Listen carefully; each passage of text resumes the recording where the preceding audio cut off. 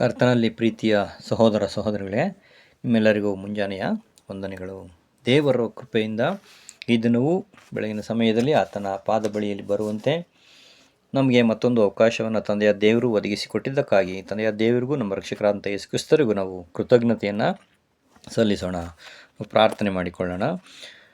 ಪರಿಶುದ್ಧನೂ ಮಹೋನ್ನತನೂ ಸರ್ವಶಕ್ತನೂ ಸರ್ವಗಳರಸನೂ ಸೇನಾಧೀಶ್ವರನು ನಮ್ಮ ತಂದೆಯು ಭೂಪರಲೋಕಗಳ ತಂದೆಯೂ ಆಗಿರುವಂಥ ನಮ್ಮ ಯೇಸು ಕ್ರಿಸ್ತನ ತಂದೆಯು ಅಬ್ರಹಾಮನ ದೇವರು, ಇಸಾಕನ ದೇವರು, ಯಾಕೋಬಿನ ದೇವರು ಆಗಿರುವಂಥ ನಮ್ಮ ಪರಲೋಕ ತಂದೆಯಾದ ಯೆಹೋವನೇ, ನಿಮ್ಮ ನಾಮಕ್ಕೆ ನಮ್ಮ ರಕ್ಷಕರಂತ ಯೇಸು ಕ್ರಿಸ್ತರ ಮುಖಾಂತರ ಅನಂತ ಸ್ತುತಿ ಸ್ತೋತ್ರ ಘನ ಮಾನ ಮಹಿಮೆಯನ್ನು ಸಲ್ಲಿಸ್ತೇವೆ. ತಂದೆಯೇ, ವಿಶೇಷವಾಗಿ ಈ ದಿನ ನಿಮ್ಮ ಮಾತುಗಳನ್ನು ಧ್ಯಾನ ಮಾಡುತ್ತಾ ಅವುಗಳಿಗೆ ವಿಧೇಯರಾಗಿ ಅವುಗಳನ್ನು ನಮ್ಮ ಜೀವಿತದಲ್ಲಿ ಅಳವಡಿಸಿಕೊಂಡು ನಿನಗೆ ಫಲ ಕೊಡುವಂಥ ಮಕ್ಕಳಾಗಿ ಲೋಕದಲ್ಲಿ ಬೆಳಕಾಗಿ ಉಪ್ಪಾಗಿ ಸಾಕ್ಷಿಗಳಾಗಿ ಬಾಳುವಂತೆ ನಮ್ಮೆಲ್ಲರನ್ನೂ ಆಶೀರ್ವದಿಸಿ ನಡೆಸಿಕೊಡಬೇಕಾಗಿ ಒಂದು ಚಿಕ್ಕ ಪ್ರಾರ್ಥನೆಯನ್ನು ನಿಮ್ಮ ಮಗನೂ ನಮ್ಮ ರಕ್ಷಕನೂ ಆಗಿರುವಂಥ ಯೇಸುವಿನ ನಾಮದಲ್ಲಿ ತಾಳ್ಮೆಯಿಂದಲೂ ವಿನಯದಿಂದಲೂ ಬೇಡ್ಕೊಳ್ತೇನೆ, ಪರಲೋಕ ತಂದೆಯೇ, ಆಮೇನ್. ಕರ್ತನಲ್ಲಿ ಪ್ರೀತಿಯ ಸಹೋದರ ಸಹೋದರಿಗಳೇ, ಈ ದಿನದ ಪರಲೋಕಮನ್ನ ನವೆಂಬರ್ 15. ಆತನಲ್ಲಿ ನೆಲೆಗೊಂಡಿದ್ದೇನೆಂದು ಹೇಳುವವನು ಕ್ರಿಸ್ತನು ನಡೆದಂತೆಯೇ ತಾನು ನಡೆಯುವುದಕ್ಕೆ ಬದ್ಧನಾಗಿದ್ದಾನೆ. 1 ಯೋಹಾನ 2ನೇ ಅಧ್ಯಾಯ 6ನೇ ವಚನ. ಕ್ರಿಸ್ತನು ನಡೆದಂತೆ ನಡೆಯುವನು ತನ್ನ ಸಾಮಾನ್ಯ ನಡತೆಯನ್ನು ಎಲ್ಲ ಒಳ್ಳೆಯತನಕ್ಕೆ ಸಂಬಂಧಿಸಿಕೊಂಡಿರಬೇಕು ಮತ್ತು ಅದರಂತೆಯೇ ಎಲ್ಲ ಕೆಟ್ಟತನವನ್ನು ದೂರ ಮಾಡಬೇಕು. ಆದಷ್ಟು ಮಟ್ಟಿಗೆ ಅವನು ಕ್ರಿಸ್ತನ ಹೆಜ್ಜೆ ಜಾಡನ್ನು ಅನುಸರಿಸಿ ನಡೆಯಬೇಕು. ಈ ನಡೆಯುವಿಕೆ ತನ್ನ ಪರಿಪೂರ್ಣ ದೇಹದಲ್ಲಿ ಕ್ರಿಸ್ತನು ನಡೆದಂತೆ ನಡೆಯಬೇಕು ಅಂತ ನಾವು ತಿಳ್ಕೊಳ್ಬಾರ್ದು. ಆ ರೀತಿ ಪರಿಪೂರ್ಣ ಮಟ್ಟದಲ್ಲಿ ನಡೆಯೋದಕ್ಕೆ ಯಾರಿಗೂ ಸಾಧ್ಯವಿಲ್ಲ. ಕ್ರಿಸ್ತನು ಶರೀರದಲ್ಲಿ ಪರಿಪೂರ್ಣರಾಗಿದ್ದರು, ಹಾಗೆ ಪರಿಪೂರ್ಣ ಮಟ್ಟದಲ್ಲಿ ಅವರು ನಡೆದರು. ಇದು ಸಾಧಾರಣ ಅರ್ಥ. ಆತನು ನಡೆದಂತೆ ನಡೆಯುವುದು ಅಂತಂದರೆ ಏನಪ್ಪ ಅಂದರೆ, ಆತನು ನಡೆದು ಬಂದಂಥ ದಾರಿ, ಅವರು ಇಟ್ಟುಕೊಂಡಂಥ ಗುರಿಗಳು, ಅದನ್ನು ಪರಿಗಣಿಸಿ ಸ್ಥಾಪಿತವಾದ ಪ್ರಮಾಣದ ಗುರುತು ಹಿಡಿದು ಅದನ್ನು ಪಡೆಯಬೇಕೆಂಬುದೇ. ಅದನ್ನು ಗುರಿ ನಡೆಯುವ ಅದಕ್ಕೋಸ್ಕರ ಅವರು ಸಿದ್ಧ ಮಾಡಿಕೊಂಡಿದ್ದರು, ಅದನ್ನು ಗುರಿ ಇಟ್ಟು ನಡೆದರು. ಅದೇ ರೀತಿ ನಾವು ನಡೆಯುವುದೇ ಆಗಿದೆ. ಕ್ರಿಸ್ತನಲ್ಲಿ ನೆಲೆಗೊಂಡಿರುವುದು ಅಂದರೆ ನಾವು ಪ್ರತಿಷ್ಠಾಪನೆ ಮಾಡಿಕೊಂಡಿರುವುದಲ್ಲದೆ ಆತ್ಮದಿಂದ ತುಂಬಿದವರಾಗಿ ಆ ಸ್ಥಿತಿಯಲ್ಲಿ ನಾವು ಮುಂದುವರಿತಾ ಲೋಕದ ಪಾಲಿಗೆ ನಾವು ಸತ್ತು ದೇವರ ಪಾಲಿಗೆ, ಕ್ರಿಸ್ತನ ಪಾಲಿಗೆ ನಾವು ಜೀವಿಸುವರಾಗಿ ಇರಬೇಕು. ಕ್ರಿಸ್ತನು ಪ್ರತಿಷ್ಠಾಪನೆಯ ಒಡಂಬಡಿಕೆಯನ್ನು ಯಾವ ರೀತಿ ಅವರು ನೆರವೇರಿಸಿದ್ರು, ಅದು ಹ್ಯಾಂಗೆ ಅಂತಂದರೆ ತನ್ನ ಸ್ವಾರ್ಥಕ್ಕೆ ಮತ್ತು ಪ್ರಪಂಚದ ಪಾಲಿಗೆ ಸತ್ತು ದೇವರ ಪಾಲಿಗೆ ಜೀವಿಸುವರಾಗಿದ್ದರು. ಆದ್ದರಿಂದ ನಾವು ದೇವರ ವಾಕ್ಯವನ್ನು ಕ್ರಿಸ್ತರು ಹೆಂಗೆ ಅಧ್ಯಯನ ಮಾಡಿದ್ರು ಅದೇ ರೀತಿಯಲ್ಲಿ ಎಚ್ಚರದಿಂದಿದ್ದು ದೇವರ ವಾಕ್ಯಕ್ಕನುಸಾರವಾಗಿ ಪ್ರಾರ್ಥನೆ ಮಾಡಿದ್ರು, ದೇವರ ವಾಕ್ಯವನ್ನು ಪ್ರಚಾರ ಮಾಡಿದ್ರು, ಅಭ್ಯಾಸ ಮಾಡಿದ್ರು, ವಾಕ್ಯಕ್ಕೆ ವಿಧೇಯನಾಗಿದ್ದು ಹಿಂಸೆಗೆ ಒಳಗಾಯಿದ್ರು. ಹೀಗಿರುವಲ್ಲಿ ನಾವು ಸಹಿತ ಆ ರೀತಿಯಲ್ಲಿ ನಡೀಬೇಕು ಎಂಬುದೇ. ಅಂದರೆ ಆತ್ಮದಲ್ಲಿ ಮನಸ್ಸಿನಲ್ಲಿ ಪರಿಪೂರ್ಣವಾಗಿ ನಡೆಯುವ ಭಾವನೆಯನ್ನು ಹೊಂದಿದವರಾಗಿ ಬಿದ್ದು ಹೋಗಿರುವಂಥ ಶರೀರದಲ್ಲಿ ನಾವು ಎಷ್ಟರ ಮಟ್ಟಿಗೆ ಸಾಧ್ಯನೋ ಅಷ್ಟರ ಮಟ್ಟಿಗೆ ಪೂರ್ಣವಾಗಿ ನಡೆಯುವನು ಕ್ರಿಸ್ತನು ನಡೆದಂತೆ ನಡೆಯುವುದಕ್ಕೆ ಬದ್ಧನಾಗಿರ್ತಾನೆ. ಕರ್ತನಲ್ಲಿ ಪ್ರೀತಿಯ ಸಹೋದರ ಸಹೋದರಿಗಳೇ, ಕ್ರಿಸ್ತನಲ್ಲಿದ್ದೇನೆ, ನಾನು ಕ್ರೈಸ್ತನು, ನಾನು ಕ್ರಿಶ್ಚಿಯನ್ಸು, ನಾನು ದೇವ್ರ ಮಕ್ಕಳು ಅಂತ ಹೇಳೋದು ಮುಖ್ಯ ಅಲ್ಲ.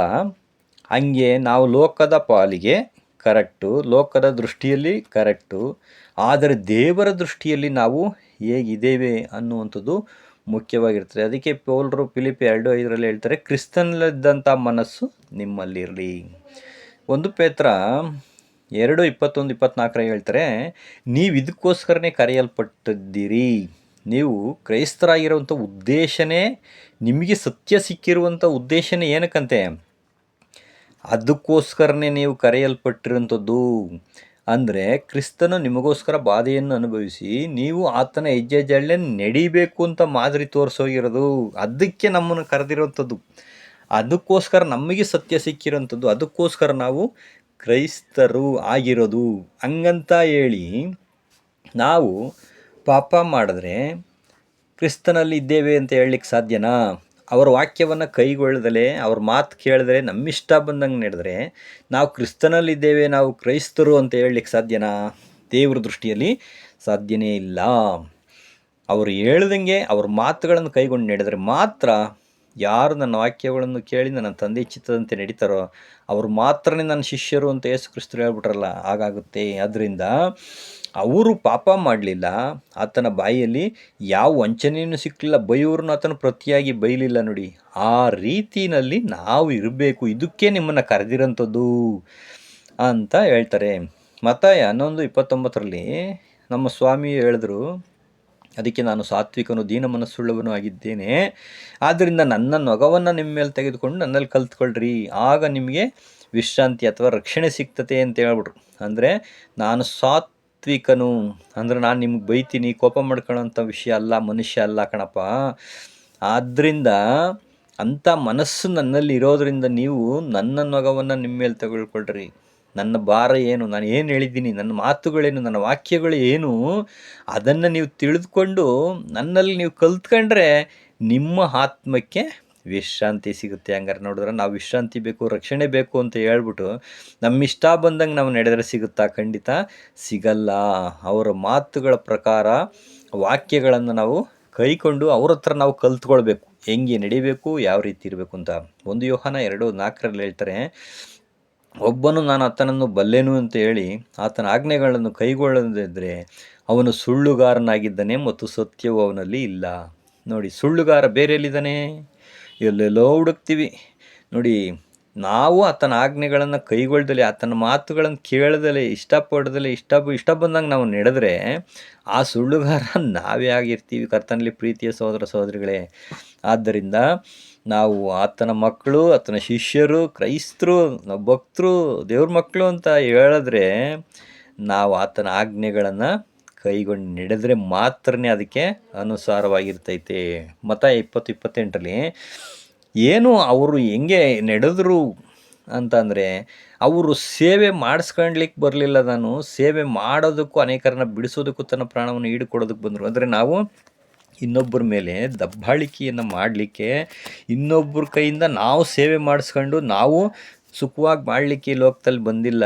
ನಾವು ಇನ್ನೊಬ್ಬರ ಸೇವೆಯನ್ನು ಅಂದರೆ ಇನ್ನೊಬ್ಬರಿಗೆ ಹೆಲ್ಪ್ ಮಾಡಲಿಕ್ಕಂತ ಅಂಥ ಗುಣಗಳನ್ನು ಕಲ್ತ್ಕೊಳ್ಳಲಿಕ್ಕೆ ನಾವು ಪ್ರಯತ್ನ ಪಡ್ಬೇಕು. ಯೇಸು ಕ್ರಿಸ್ತರು ಯಾವ ರೀತಿ ದೀನನಾಗಿ ತಗ್ಗಿಸ್ಕೊಂಡ್ರು ತನ್ನನ್ನು, ಅವರು ಯಾವತ್ತೂ ನಾನೇ ಗುರು, ನೀವು ನನ್ನ ಹೇಳ್ದಂಗೆ ಕೇಳಬೇಕು, ಇಲ್ದಿದ್ರೆ ಹಂಗೆ ಹಿಂಗೆ ಅಂತ ಏನಾದರೂ ನಮ್ಮ ಮೇಲೆ ದಬ್ಬಾಳಿಕೆ ಮಾಡಿದ್ರು ಅಂದರೆ ಇಲ್ಲ. ಎಷ್ಟರ ಮಟ್ಟಿಗೆ ತಗ್ಗಿಸ್ಕೊಂಡ್ರು ಅಂದರೆ ಶಿಲುಬೆಯ ಮರಣವನ್ನು ಹೊಂದುವಷ್ಟು ತಂದೆಗೆ ವಿಧೇಯನಾಗ್ಬಿಟ್ರು. ಆ ರೀತಿ ನಾವು ಇರಬೇಕಾಗುತ್ತೆ. ಮಾರ್ಕ 10:43-45 ನೋಡ್ಬೇಕಾದ್ರೆ, ನಿಮ್ಮಲ್ಲಿ ಆಗಿರಬಾರ್ದು, ನೀವು ಜಗಳ ಕಾಯಕ್ಕೆ ಹೋಗ್ಬಾರ್ದು, ನೀವು ದೊರೆತನ ಮಾಡೋಕ್ಕೆ ಹೋಗೋದು, ನಾನು ದೊಡ್ಡವನು, ನಾನು ಅನ್ನೋಂಥ ವಿಷಯಗಳು ನಿಮ್ಮಲ್ಲಿ ಬರಲೇಬಾರ್ದು ನನ್ನ ಶಿಷ್ಯರಲ್ಲಿ ಅಂತ ಹೇಳ್ತಾರೆ. ನಿಮ್ಮಲ್ಲಿ ದೊಡ್ಡವನಾಗಬೇಕು ಅಂತ ಒಂದು ವೇಳೆ ಇದ್ದರೆ ಮೊದಲು ನಿಮ್ಮ ಸೇವಕನಾಗಿರ್ಬೇಕು ಅವನು. ನಿಮ್ಮಲ್ಲಿ ಮೊದಲನೇವನಾಗಬೇಕು ಅಂತಂದ್ರೆ ನೀವು ನಿಮ್ಮ ಹಾಳಾಗಿರ್ಬೇಕು ಫಸ್ಟು. ಹಂಗಾರೆ ನಾವು ಆಳಿನ ರೀತಿಯಲ್ಲಿ ನೋಡಿ, ನಾವು ಮಾಡಬೇಕಾದ್ದನ್ನೇ ಮಾಡಿದ್ದೇನೆ ಅಂತ ಹೇಳ್ರಿ. ಯಾಕೆಂದರೆ ನಾವು ಆಳುಗಳು, ನಾವು ಯಾವ ರೀತಿಯಲ್ಲಿ ನಮಗೆ ಯೇಸು ಕ್ರಿಸ್ತರು ಬೋಧನೆ ಮಾಡಿದ್ದಾರೆ ಇವನ್ನೆಲ್ಲ ನಾವು ಗಮನದಲ್ಲಿ ತಂದುಕೊಂಡ್ರೆ ಮಾತ್ರ ನಾವು ಆತನ ಮಕ್ಕಳು, ಆತನವರಾಗ್ತೀವಿ. ರೋಮ 15:7 ದೃಢವಾದ ನಂಬಿಕೆಯುಳ್ಳವರಾದ ನಾವು ನಮ್ಮ ಸುಖವನ್ನು ನೋಡಿಕೊಳ್ಳದೆ ದೃಢವಿಲ್ಲದವರ ಅನುಮಾನಗಳನ್ನು ಸಹಿಸ್ಕೊಳ್ಬೇಕು ಅಂತ ಹೇಳ್ತಾರೆ. ಕ್ರಿಸ್ತನು ಸಹ ತನ್ನ ಸುಖವನ್ನು ನೋಡ್ಕೊಂಡಿಲ್ಲ, ಮತ್ತೊಬ್ಬರ ಸುಖ ನೋಡಿದ್ರು. ಕರ್ತನಲ್ಲಿ ಪ್ರೀತಿಯ ಸಹೋದರ ಸಹೋದರಿಗಳೇ, ನಾವು ನಮ್ಮಲ್ಲಿ ಬಲಹೀನರಂತ ಅವ್ರನ್ನ ತಪ್ಪು ಮಾಡಿದಾಗ ಅವ್ರುಗಳನ್ನು ನಾವು ಖಂಡಿಸೋದು, ನಾನು ಶ್ರೇಷ್ಠ, ಅವರು ಸರಿ ಇಲ್ಲ ಅಂತ ಹೇಳೋದಕ್ಕೆ ಬಿಟ್ಟು, ನಾವು ಒಂದು ದಿನ ಹಾಗೆ ಇದ್ವು ಅನ್ನುವಂಥ ಭಾವನೆಯಿಂದ ನಾವು ಇನ್ನೊಬ್ಬರನ್ನ ಕ್ಷಮಿಸಬೇಕು, ಪ್ರೀತಿ ಮಾಡಬೇಕು ಅಂತ ಹೇಳ್ತಾರೆ. ಯಾಕೆಂದರೆ ಯೇಸು ಕ್ರಿಸ್ತನು ಯಾವತ್ತೂ ತನ್ನ ಸುಖ ನೋಡ್ಕೊಳ್ಳದಲೇ ಬೇರೆಯವ್ರಿಗೋಸ್ಕರನೇ ಜೀವನ ಮಾಡಿದಂಥ ವ್ಯಕ್ತಿ, ಮಹಾನ್ ವ್ಯಕ್ತಿಯಾಗಿದ್ದರು ಅವರು.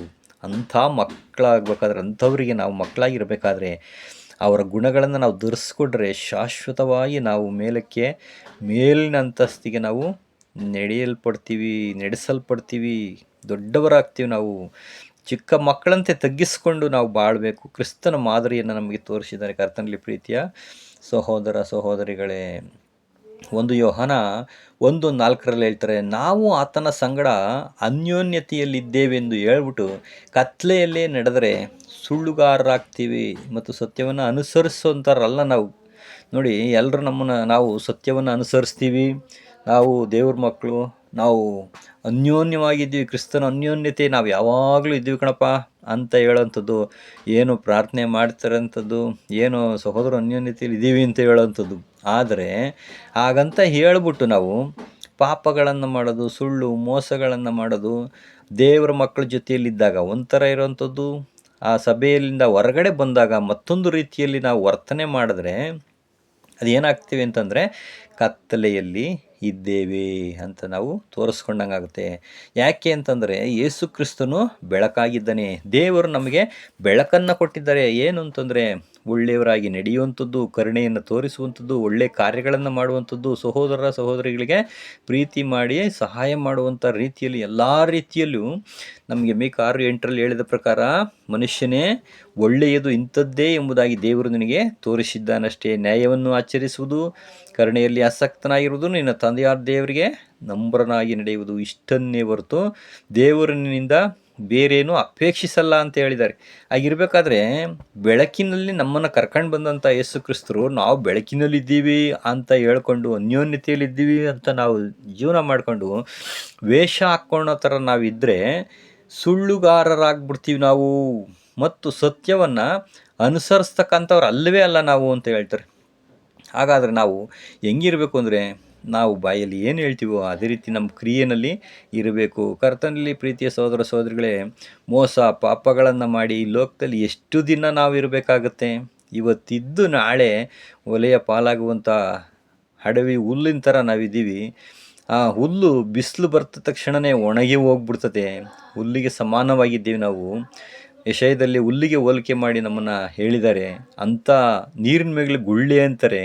ಯೋಬ ಹೇಳ್ತಾರೆ, ಮಗ್ಗದ ಲಾಳಿ ಥರ ನಮ್ಮ ದಿನ ಏನಾಗ್ತದೆ, ಒಂದು ಸೆಕೆಂಡು, 1-2-3 ನಿಮಿಷದ ಥರ ಪಟ ಅಂತ ಒಡೆದೋಗ್ಬಿಡ್ತದೆ. ಯಾವ ಕ್ಷಣದಲ್ಲಿ ನಾವು ಹೋಗ್ಬಿಡ್ತೀವೋ ಅಷ್ಟು ದಿನಕ್ಕೋಸ್ಕರ ನಾನು ನಂದು ಅಂತ ಜಗಳ, ದ್ವೇಷ, ಅಸೂಯೆಗಳನ್ನು ತುಂಬಿಕೊಂಡು ಲೋಕದಲ್ಲಿ ಬಾಳೋದಕ್ಕಿಂತ ಪ್ರೀತಿ, ಸಂತೋಷ, ಸಮಾಧಾನದಲ್ಲಿ ಯೇಸು ಕ್ರಿಸ್ತರ ಥರ ಯಾರು ಬೈದರೂ ಪ್ರತಿಯಾಗಿ ಬೈಲಿಲ್ಲ, ಯಾರು ಹೊಡೆದ್ರೂ ಪ್ರತಿಯಾಗಿ ಹೊಡಿಲಿಲ್ಲ, ಒಬ್ಬನು ಒಂದು ಕೆನ್ನೆಗೆ ಹೊಡೆದ್ರೆ ಮತ್ತೊಂದು ಕೆನ್ನೆಯನ್ನು ತೋರಿಸು ಅಂದರು. ಇದನ್ನು ಲೋಕದಲ್ಲಿ ಇವತ್ತು ಎಷ್ಟೋ ಜನ, ಮಹಾತ್ಮ ಗಾಂಧಿ ಅಂತಂಥವ್ರು ಕೆಲವರು ಅದನ್ನು ಫಾಲೋ ಮಾಡಿದ್ರು. ಸುಮ್ಮನೆ ಅವ್ರು ಫಾಲೋ ಮಾಡಲಿಲ್ಲ ನೋಡಿ. ಅವರು ಫಾರಿನ್ನವರು, ಇವರು ಇಂಡಿಯಾದವರು. ಆದರೆ ಅವರ ಒಂದು ವಿಷಯನ ಇವರು ಅರ್ಥ ಮಾಡಿಕೊಂಡು ಅದನ್ನು ಅನುಷ್ಠಾನಕ್ಕೆ ತಂದವ್ರೆ ಅಂದರೆ ಅದು ಎಂಥ ಮೆಚ್ಚುವಂಥ ಒಂದು ವಿಷಯಗಳಾಗಿದ್ದಾವೆ. ಅಂಥ ವಿಷಯಗಳನ್ನು ದೇವರ ಮಕ್ಕಳಾದಂಥ ನಾವು ಒಪ್ಪಿಕೊಂಡು ಸತ್ಯವನ್ನು ಅನುಸರಿಸೋದಕ್ಕೆ ನಾವು ಬದ್ಧರಾಗಿ ದೀಕ್ಷಾಸ್ನಾನ ತಗೊಂಡು ನಾವು ನಿನಗೋಸ್ಕರ ನಿನ್ನ ವಾಕ್ಯದ ಪ್ರಕಾರ ನಡಿತೀವಿ ಅಂತ ಹೇಳ್ಬಿಟ್ಟು ಮತ್ತೆ ಕತ್ತಲೆಯಲ್ಲಿ ನಡೆದರೆ ಸುಳ್ಳುಗಾರರಾಗುತ್ತೇವೆ. ನೀನು ಯೇಸು ಕ್ರಿಸ್ತರು ನಮ್ಮನ್ನು ಒಂದು ದಿನ ಆತನ ಸನ್ನಿಧಿಯಲ್ಲಿ ಬರಮಾಡಿದಾಗ, ನೀನು ಹೇಳಿದ್ದೇನು, ನೀನು ಮಾಡಿದ್ದೇನಪ್ಪ, ನೋಡು ನೀನು ಹೆಂಗೆ ಪ್ರಮಾಣ ಮಾಡಿದೆ, ನೀನೇ ಅದನ್ನು ಮುರಿದಿದೆಯಲ್ಲ ಅಂತ ಕೇಳಿದ್ರೆ ನಾವು ಆತನ ಸನ್ನಿಧಿಯಲ್ಲಿ ಧೈರ್ಯವಾಗಿ ನಿಂತ್ಕೊಳ್ಳಲಿಕ್ಕೆ ಸಾಧ್ಯ ಆಗುತ್ತಾ? ಖಂಡಿತ ಇಲ್ಲ ಸಹೋದರ ಸಹೋದರಿಗಳಿಗೆ. ಆದ್ದರಿಂದ ನಾವು ಅನ್ಯೋನ್ಯತೆಯಲ್ಲಿ ಇದ್ದೀವಿ ಅಂತ ಹೇಳ್ಬಿಟ್ಟು ಪಾಪದಲ್ಲಿ ಅಥವಾ ಅಜ್ಞಾನದಲ್ಲಿ, ಅಂಧಕಾರದಲ್ಲಿ, ಪಾಪದಲ್ಲಿ ನಾವು ಕತ್ತಲೆಯಲ್ಲಿ ನಡೀಬಾರ್ದು. ನಡೆದರೆ ಸತ್ಯ ನಮ್ಮಲ್ಲಿ ಇಲ್ಲವೇ ಇಲ್ಲ, ನಿಮ್ಮಲ್ಲಿ ಅಸತ್ಯ ತುಂಬ್ಕೊಂಡಿದೆ, ಅಜ್ಞಾನ ತುಂಬ್ಕೊಂಡಿದೆ, ಪಾಪ, ಕತ್ತಲೆ, ಸೈತಾನ್ ಮಕ್ಕಳು ನೀವು ಅಂತ ಹೇಳ್ಬಿಡ್ತಾರೆ ಅವಾಗ. ಆದ್ದರಿಂದ ಸಹೋದರ ಸಹೋದರಿಗಳೇ, ಯೋಹಾನ 13:15 ಹೇಳ್ತಾರೆ, ನಾನು ನಿಮಗೆ ಮಾಡಿದಂತೆ ನೀವು ಸಹ ಮಾಡಬೇಕೆಂದು ನಿಮಗೆ ಮಾದರಿಯನ್ನು ತೋರಿಸಿದ್ದೇನೆ. ನಾನು ಏನು ಮಾಡಿದೆ? ನೀವು ಪಾಪಿಗಳಾಗಿದ್ದಾಗಿ, ದ್ರೋಹಿಗಳಾಗಿದ್ದಾಗಿಯೂ ನಿಮ್ಮನ್ನು ನಾನು ಪ್ರೀತಿ ಮಾಡಿದೆ ಅಲ್ವಾ? ಮತ್ತು ನಾನು ನಿಮ್ಮ ಕಾಲುಗಳನ್ನು ತೊಳೆದೆ ಅಲ್ವಾ? ಆ ಥರ ನೀವು ಹಂಗಿನಲ್ಲಿ ಇರ್ರಿ ಅಂತ ಹೇಳ್ತಾರೆ. ಕಾಲುಗಳನ್ನು ತೊಳೆಯೋದು ಅಂತಂದರೆ ಲಿಟ್ರಲ್ಲಾಗಿ ಕಾಲು ತೊಳೆಯುವಂಥದ್ದಲ್ಲ, ಮತ್ತೊಬ್ಬ ಸಹೋದರ ಸಹೋದರಿಗಳ ತಪ್ಪುಗಳನ್ನು ಕ್ಷಮಿಸುವಂಥದ್ದು, ತಿದ್ದುವಂಥದ್ದು, ಅವರನ್ನು ಸರಿದಾರಿಯಲ್ಲಿ ನಡೆಸುವಂಥದ್ದು. ಇದು ಅವರ ಕಾಲುಗಳನ್ನು, ಅವರ ನಡತೆಗಳನ್ನು ತೊಳೆದಂಗೆ ಸಮ ಆಗುತ್ತೆ ಕರ್ತನಲ್ಲಿ ಪ್ರೀತಿಯ ಸಹೋದರ ಸಹೋದರಿಗಳೇ. ಎಫೆಸ 5:2 ಹೇಳ್ತಾರೆ, ಕ್ರಿಸ್ತನು ನಮ್ಮನ್ನು ಪ್ರೀತಿಸಿ ನಮಗೋಸ್ಕರ ತನ್ನನ್ನೇ ದೇವರಿಗೆ ಸುಗಂಧ ವಾಸನೆಯಾದ ಕಾಣಿಕೆಯಾಗಿಯೂ ಯಜ್ಞವಾಗಿಯೂ ಸಮರ್ಪಿಸಿಕೊಂಡ ಪ್ರಕಾರ ನೀವು ನಡೆದುಕೊಳ್ಳ್ರಿ ಪ್ರೀತಿಲಿ ಅಂತ ಹೇಳ್ತಾರೆ. ಹಾಗಾದರೆ ನಮ್ಮ ಯಜ್ಞವು ದೇವರಿಗೆ ಸುಗಂಧ ವಾಸನೆಯಾಗಿ ಮೆಚ್ಚುಗೆಯಾಗಿ ಇರುವಂಥ ಯಜ್ಞವಾಗಿ ಸಮರ್ಪಣೆ ಆಗಬೇಕು ದೇವರಿಗೆ ಅಂತಂದರೆ, ಅವರು ಹೆಂಗೆ ಪ್ರೀತಿ ಮಾಡಿದ್ರೋ ಎಲ್ಲರನ್ನೂ ನಾವು ಅದೇ ರೀತಿಯಲ್ಲಿ ಪ್ರೀತಿ ಮಾಡಿದ್ರೆ ನಮ್ಮ ಬಲಿಗಳು ದೇವರಿಗೆ ಸುಗಂಧ ವಾಸನೆಯಾದ ಪರಿಮಳವಾದಂಥ ಯಜ್ಞವಾಗಿ ದೇವರಿಗೆ ಅರ್ಪಣೆಯಾಗುತ್ತೆ. ಕರ್ತನಲ್ಲಿ ಪ್ರೀತಿಯ ಸಹೋದರ ಸಹೋದರಿಗಳೇ, ಎಂಥ ಅಮೂಲ್ಯವಾದಂಥ ಮನ್ನವನ್ನು ತಂದೆಯಾದ ದೇವರು ಇದನ್ನು ನಮಗೆ ಕೊಟ್ಟಿದ್ದಾರೆ ಅಂದರೆ ನಾವು ಕ್ರಿಸ್ತನಲ್ಲಿ ಇದ್ದೇವೆ ಅಂತ ಹೇಳ್ಬಿಟ್ಟು ಅವರು ಹೇಳ್ದಂಗೆ ನಾವು ನಡೆದಲೇ ಹೋದರೆ ನಾವು ಸುಳ್ಳುಗಾರರಾಗ್ಬಿಡ್ತೀವಿ. ಅದರಿಂದ ಯಾವ ರೀತಿ ನಾವು ಕ್ರೈಸ್ತರು ಇರಬೇಕು ಅನ್ನೋವಂಥದ್ದು ಅದ್ಭುತವಾದಂಥ ಮನ್ನವನ್ನು ತಂದೆಯ ದೇವರು ಇವತ್ತು ನಮಗೆ ಅನುಗ್ರಹಿಸಿದ್ದಕ್ಕಾಗಿ ತಂದೆಯ ದೇವರಿಗೂ ನಮ್ಮ ರಕ್ಷಕರಂತ ಯೇಸು ಕ್ರಿಸ್ತನಿಗೂ ನಾವು ಕೃತಜ್ಞತೆಯನ್ನು ಸಲ್ಲಿಸೋಣ. ದೇವರು ಎಲ್ಲರನ್ನೂ ಆಶೀರ್ವದಿಸಲಿ. ಆಮೇನ್. ಕರ್ತನಲ್ಲಿ ಪ್ರೀತಿಯ ಸಹೋದರ ಸಹೋದರಿಗಳೇ, ಇಂಥ ಒಂದು ಪಾಠಗಳನ್ನು ದೇವರು ಅನುದಿನವೂ ನಮಗೆ ತನ್ನ ಆತ್ಮನ ಮುಖಾಂತರ ಅನುಗ್ರಹಿಸಿದ್ದಾರೆ. ಕೇಳುವಂಥ ಭಾಗ್ಯ ನಿಮಗೂ ಅನುಗ್ರಹಿಸಿದ್ದಾರೆ. ಇದನ್ನು ಕೇಳುವುದು ಮಾತ್ರವಲ್ಲದೆ ನಿಮ್ಮ ಅನಿಸಿಕೆ, ಅಭಿಪ್ರಾಯಗಳು, ಕಮೆಂಟ್ಗಳು ನಮಗೆ ತುಂಬ ಅಗತ್ಯವಾಗುತ್ತೆ. ಏನಾದರೂ ತಪ್ಪಿದರೆ ತಿದ್ದುಕೊಳ್ತೀವಿ, ಏನಾದರೂ ಗೈಡೆನ್ಸು ಅಥವಾ ಸಜೆಷನ್ ಇದ್ದರೆ ನಾವು ಸ್ವೀಕರಿಸ್ತೀವಿ. ಈ ಚಾನಲ್ಗಳನ್ನು ನೀವು ಸಬ್ಸ್ಕ್ರೈಬ್ ಮಾಡ್ಕೊಳ್ಳೋದ್ರ ಮುಖಾಂತರ, ಲೈಕು ಶೇರ್ಗಳನ್ನು ಮಾಡೋದ್ರ ಮುಖಾಂತರ ಪ್ರೋತ್ಸಾಹಿಸಿ. ಇದು ದೇವರ ಕಾರ್ಯ. ದೇವರಿಗೆ ಮಹಿಮೆ ಉಂಟಾಗಲಿ. Thank you.